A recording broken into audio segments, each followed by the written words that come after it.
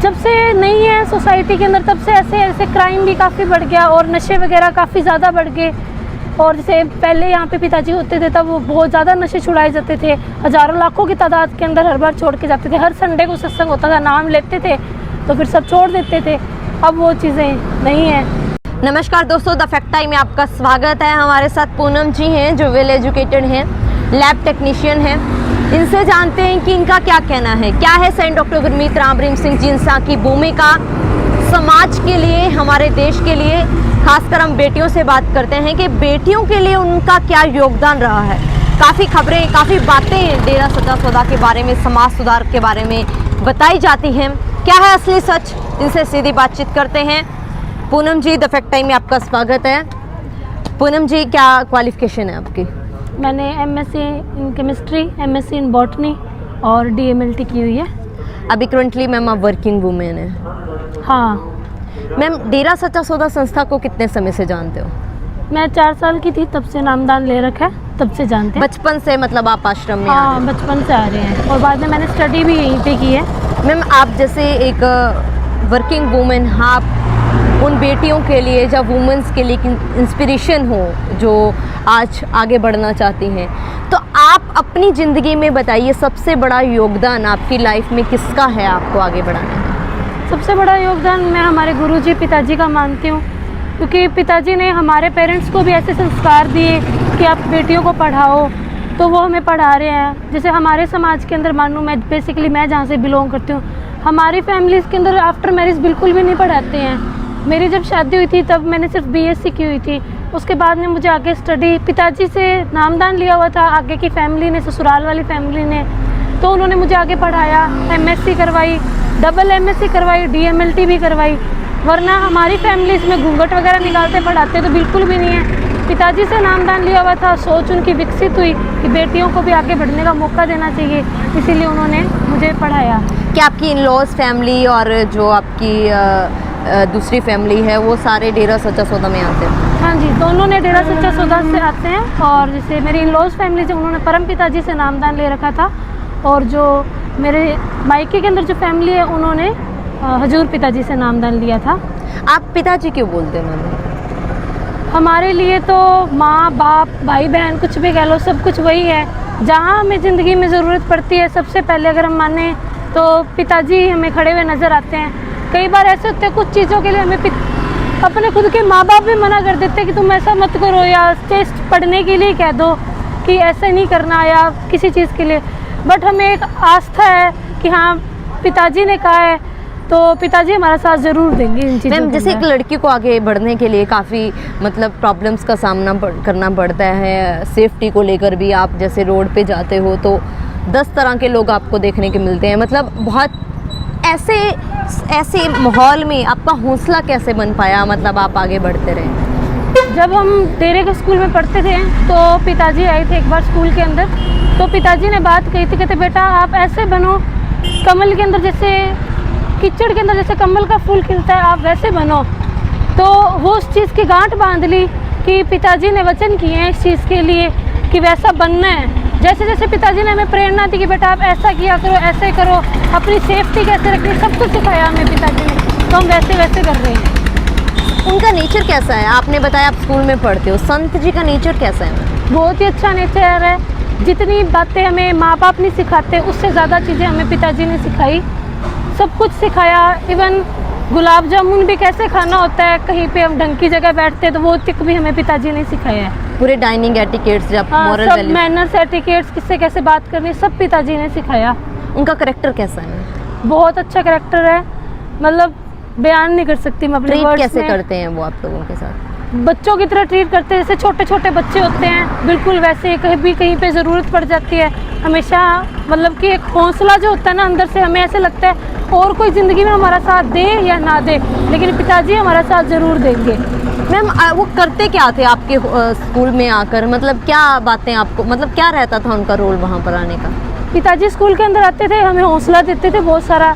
पिताजी बताते थे कि बेटा ऐसे काम करो या ऐसे स्टडी करो, स्टडी के अंदर कंसंट्रेशन कैसे बनानी है वो सब बताते थे, पढ़ाई कैसे करनी है, उसको पढ़ने का तरीका बताते थे। पहले जैसे मेरे परसेंटेज होते थे 60-70 इतने ही रहते थे, उससे ज़्यादा नहीं होते थे। पिताजी ने सही ढंग से पढ़ने का तरीका बताया, उसके बाद में साथ में परमार्थ करना भी सिखाया, साथ साथ ब्लड डोनेशन, सब चीज़ें सिखाई कि ह्यूमैनिटी और स्टडी दोनों को कैसे बैलेंस किया जाए। पिताजी ने सिखाया, उसके बाद में ही मेरे अच्छे परसेंटेज आने लगे। पहले मैं एक एवरेज स्टूडेंट थी 10th तक। मैम क्या मतलब और भी लड़कियां वहाँ आती थी, मतलब क्या माहौल कैसा रहता था? एज अ गर्ल वाइज माने तो बहुत ही सेफ माहौल कह सकते हैं, बहुत ही सेफ फील करते थे। इवन इलेक्ट्रीशियन भी फीमेल आते थे हॉस्टल के अंदर। कभी भी ऐसा माहौल आपने ऑब्जर्व किया हो जैसा 3-4 साल पहले मीडिया में दिखाया जा रहा था? ऐसा कुछ भी नहीं था। मैं 4 साल से आ रही हूँ, वी आर वेल एजुकेटेड। अगर ऐसा कुछ होता तो हम क्यों आते? ठीक है, मेरे हस्बैंड है वो प्रोफेसर है, वो मुझे अब क्यों आने देते यहाँ पे? ठीक है, कोई अनपढ़ होता है वो किसी के पीछे लग सकता है, लेकिन वेल एजुकेटेड लोग किसी के पीछे नहीं लग सकते। हमें यहाँ कुछ दिखता है, हमारे पिताजी ने हमें सही गाइड किया, इसीलिए हम यहाँ आते हैं। लेकिन लोगों का तो ये भी कहना है कि मैम यहाँ पढ़े लिखे नहीं आते हैं। नहीं नहीं, ऐसा कुछ नहीं है। मेरे हस्बैंड PhD कर रहे हैं, वो प्रोफेसर है। मेरे फादर इन लॉ है, वो HM है। सब वेल एजुकेटेड है फैमिली के अंदर, सब आते हैं। मैम मतलब क्यों आते हो आप लोग? ऐसा क्या आपको मिला है यहाँ से, मतलब एक पढ़े लिखे होने के बावजूद भी एक संत के साथ क्यों? पिताजी हमें परमार्थ करना और जैसे ब्लड डोनेशन और सेवा करना वो सब सिखाते हैं।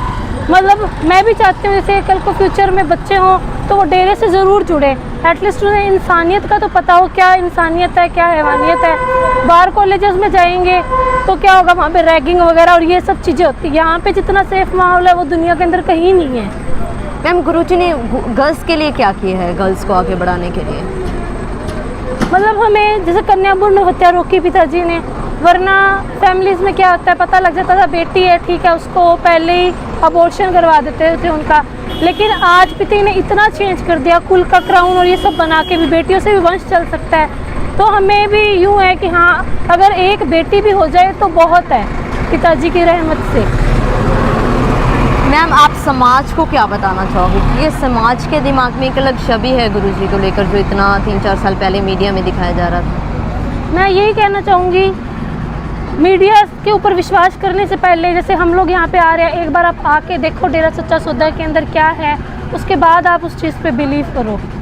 एक हम समाज की बात करें तो समाज के अंदर आजकल ऐसे अत्याचार बेटियों के ऊपर बढ़ते जा रहे हैं, आए दिन ऐसी न्यूज़ आती है छोटी छोटी बेटियों के ऊपर अत्याचार हो रहे हैं। आप क्या कहना चाहोगी कि इसका बेसिक रीज़न क्या है, क्यों ऐसे अत्याचार आजकल बेटियों के ऊपर हो रहे हैं? बेटियाँ अब कम हैं तो जैसे पिताजी कहते हैं कि बेटियों की अब जैसे संख्या जो है वो कम होती जा रही है लड़कियों की, तो उस वजह से अत्याचार भी बढ़ रहे हैं। अब जैसे पिताजी कन्या भ्रूण हत्या रोक रहे हैं, अगर हम उसके अंदर उस मुहिम के अंदर साथ दें, हम भी रोकें तो ये सब चीज़ें ना भी हो। और बेटी को पिताजी इंडिपेंडेंट बनना भी सिखाते हैं। अगर बेटी इंडिपेंडेंट बन जाएगी तो कोई दिक्कत ही नहीं होगी, किसी के ऊपर बेटी को बोझ बनने की ज़रूरत क्या है। अपना सेल्फ वर्किंग हो, इंडिपेंडेंट हो, ज़रूरत ही नहीं किसी पे बोझ बनने की। क्या ज़रूरत है मैम सोसाइटी को संत जी की? बहुत ज़रूरत है। अब जैसे अगर मैं लूँ अपना एग्जांपल लूँ पर्सनली, तो मैं चाहती हूँ कि हाँ जब भी हमारे बच्चे आए डेरे के अंदर, जो शिक्षा हमने पिताजी से ली वो भी लें, ताकि उन्हें भी अच्छे बुरे का पता लगे। वरना कितना मर्जी पैसा लगा के हम उन्हें हाई एजुकेटेड बना सकते हैं, लेकिन एक अच्छा इंसान नहीं बना सकते हम उन्हें। इम्पैक्ट क्या पड़ा है 3-4 सालों से जब से संत जी सोसाइटी में नहीं है? जब से नहीं है सोसाइटी के अंदर तब से ऐसे क्राइम भी काफ़ी बढ़ गया और नशे वगैरह काफ़ी ज़्यादा बढ़ गए। और जैसे पहले यहाँ पे पिताजी होते थे तब वो बहुत ज़्यादा नशे छुड़ाए जाते थे, हज़ारों लाखों की तादाद के अंदर हर बार छोड़ के जाते थे। हर संडे को सत्संग होता था, नाम लेते थे तो फिर सब छोड़ देते थे। अब वो चीज़ें नहीं हैं।